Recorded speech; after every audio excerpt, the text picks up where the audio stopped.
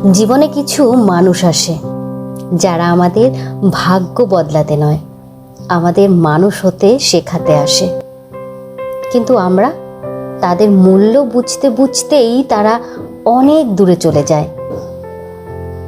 আজকের গল্পটা হয়তো আপনার, আমার কিংবা আমাদের সবার জীবনের গল্প। ছেলেটা প্রতিদিন সকালে ঘুম থেকে উঠেই প্রথমে মেসেজটা করত, ঘুম ভাঙলো, নিজের খেয়াল রেখো। মেয়েটা কখনো উত্তর দিত, কখনো দিত না। তবুও ছেলেটা রাগ করতো না। সে ভাবত ভালোবাসা মানে অপেক্ষা করা।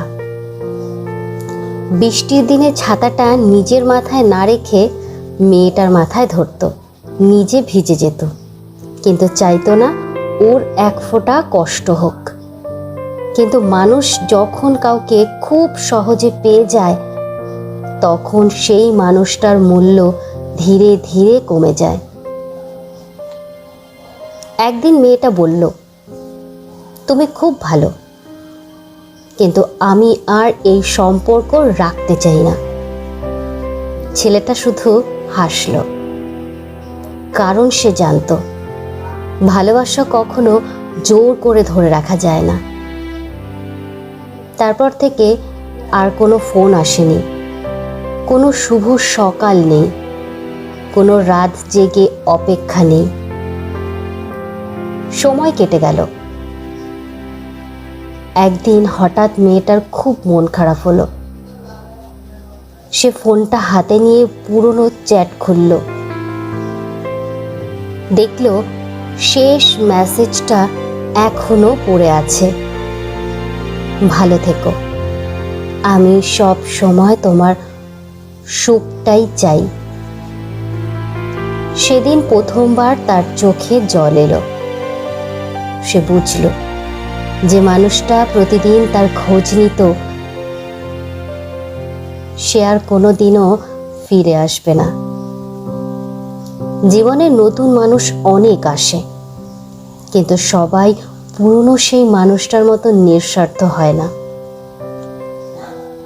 টাকা দিয়ে অনেক কিছু কেনা যায়, কিন্তু সত্যিকারের ভালোবাসা কেনা যায় না।